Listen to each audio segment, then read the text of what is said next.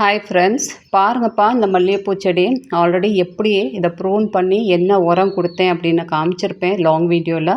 So அது பூவெல்லாம் இப்போ பூத்து முடிஞ்சதுக்கப்புறம் ஒரு 20 நாளைக்கு அப்புறம் நான் இதை கம்ப்ளீட்டாக ப்ரூன் பண்ணேன். ஸோ ப்ரூன் பண்ணும்போது ஹார்ட் ப்ரூன் பண்ணேன். இப்போ ப்ரூன் பண்ணும்போது லைட்டாக தான் ப்ரூன் பண்ணியிருக்கேன். செகண்டுக்கு லைட் சின்ன சின்ன கட்ஸ் கொடுத்துட்டு உங்களுக்கு ஒரு நல்ல நமக்கு ஒரு உரம் கொடுத்துட்டோம்னா ஆட்டோமேட்டிக்காக திருப்பி பூ பூக்கும். ஸோ கிட்டத்தட்ட அந்த வெயில் காலம் ஃபுல்லாகவே இந்த பூ நல்லாவே நமக்கு பூ பூக்கும். ஸோ இதுக்கு எந்த கெமிக்கல் ஃபீடு தேவை கிடையாது.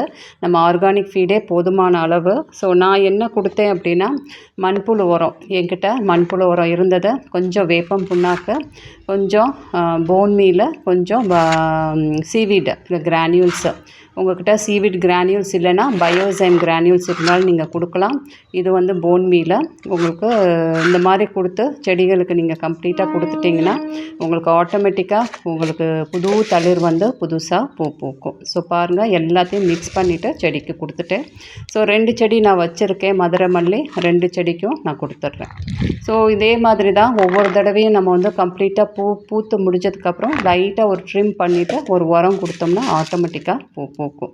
ஸோ இதுக்கு தரையில் இருக்கிற செடிகளுக்கும் இதே மாதிரி நீங்கள் கொடுக்கலாம். கம்போஸ்ட்டு உங்கள்கிட்ட என்ன கம்போஸ்ட் இருந்தாலும் சரி, உங்கள் வீட்டில் தயாரித்ததாக இருந்தாலும் சரி, நீங்கள் ஆட்டு உரம், மாட்டு உரம் எது இருந்தாலும் ஒரு கம்போஸ்ட்டு அதோட கொஞ்சம் போன் மீல், வேப்பம் புண்ணாக்கு, கொஞ்சம் சீவீடு கொடுத்திங்கன்னா ஆட்டோமேட்டிக்காக உங்களுக்கு பூ பூக்கும். ஸோ சீவீடு கிரானியூல்ஸ் இல்லைன்னா நீங்கள் லிக்விட் வச்சுருந்தீங்கன்னா கூட நீங்கள் தண்ணியில் மிக்ஸ் பண்ணி கூட செடிகளுக்கு கொடுக்கலாம்.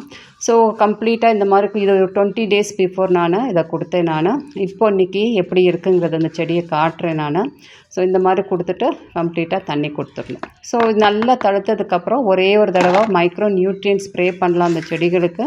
மைக்ரோ நியூட்ரியன்ட் உங்கள்கிட்ட அதாவது மீன் அமிலம் உங்கள் கைவசம் இருந்தால் நீங்கள் ஸ்ப்ரே பண்ணலாம். அது இல்லைன்னா மைக்ரோ 7 இல்லைன்னா மைக்ரோ நியூட்ரியன்ட் எந்த பிராண்டு வச்சுருந்தீங்கனாலும் ஒரு ஸ்ப்ரே கொடுத்திங்கன்னா எல்லா சத்தும் அதுக்கு கிடச்சிரும். ஸோ நமக்கு அந்த போரான், அந்த ஜிங்க் அதெல்லாம் தேவையான சத்து அந்த மைக்ரோ நியூட்ரியண்ட்டில் இருக்கும். அந்த மாதிரி ஒரு ஸ்ப்ரே கொடுத்துட்டிங்கன்னா ஆட்டோமேட்டிக்காக உங்களுக்கு பூ பூக்கும். ஸோ இவ்வளோ தான்ப்பா மல்லிகைப்பூக்கு. ரொம்ப மெனக்கட தேவையில்லை. இந்த மாதிரி நம்ம கொடுத்தோம்னா ஆட்டோமேட்டிக்காக பூ பூத்துரும். ஸோ பாருங்கள், இன்றைக்கி இப்போ காலையில் எடுத்தேன். இப்போ இந்த மாதிரி குட்டி குட்டியாக அரும்பு இருக்குது. இதெல்லாமே இன்னும் 1 வீக்கில் பெருசாக பூ பூத்துரும். ஸோ இந்த மாதிரி நீங்கள் ஃபாலோ பண்ணிங்கன்னா மல்லிகைப்பூ வளர்க்குறது ரொம்ப ஈஸி, ரொம்ப ஒன்றும் கஷ்டம் கிடையாது. இதை இப்படியே ஃபாலோ பண்ணுங்கள். Thank you friends.